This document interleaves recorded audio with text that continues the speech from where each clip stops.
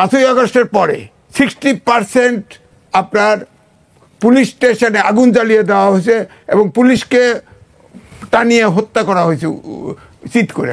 এটা অভ্যুত্থানের শক্তি, অভ্যুত্থান কিছু বলা যাবে না, এটা হত্যাকাণ্ড না, তার বিচার হবে না, তা তো ইন্ডিপেন্ডেন্টলি দিয়ে দিছে না। অভ্যুত্থানে যা হয়েছে এটা করা যাবে না, করা যাবে না। গণহত্যার বিচার হবে, এটার বিচার হবে না। মব সন্ত্রাস শুরু থেকে শুরু হয়েছে, এটা মব বলা যাবে না। অভ্যুত্থানের শক্তি দেশ ম্যাসাকার করে আগুন খুঁজে পোড়ায় দিবে, কিচ্ছু বলা যাবে না।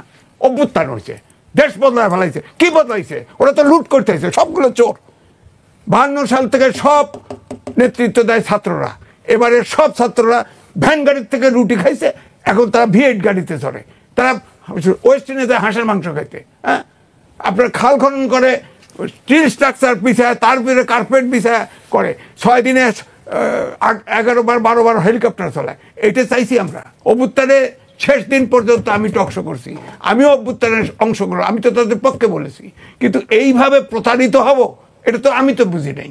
কারণ আমি একমাত্র ব্যক্তি যে শেষ পর্যন্ত স্বৈরাচারের শেষ সময় পর্যন্ত আমি টকশো দেখেছি।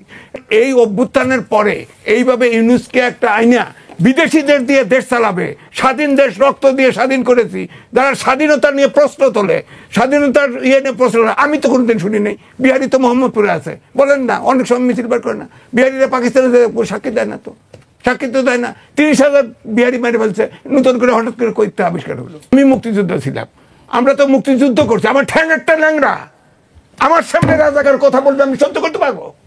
আমাকে মেরে ফেলেন, আগে মেরে ফেলেন। এখনো 1 লক্ষ মুক্তিযুদ্ধ বেঁচে আছে, ছাড়বে না। এখনো স্বাধীনতার বিরুদ্ধে যে কথা বলবে, এখনো বলতেছি জীবন আবার দিব, আবার দিব। কিন্তু স্বাধীনতার বিপক্ষে কোনো কথা বলা যাবে না। এদেশকে মেনে রাজনীতি করতে হবে।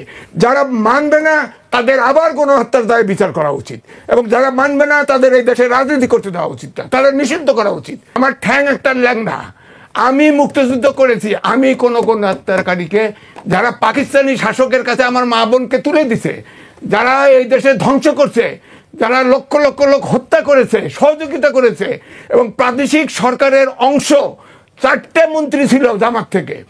প্রাদেশিক এই জামাত প্রাদেশিক সরকার সিদ্ধান্ত নিয়ে এই আইয়ুব খানকে করছে, সামরিক জান্তাকে সহযোগিতা করেছে।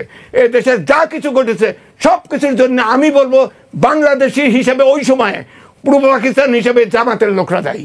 তারা কোলাবোরেটর, তাদের আবার নতুন করে বিচার হওয়া উচিত।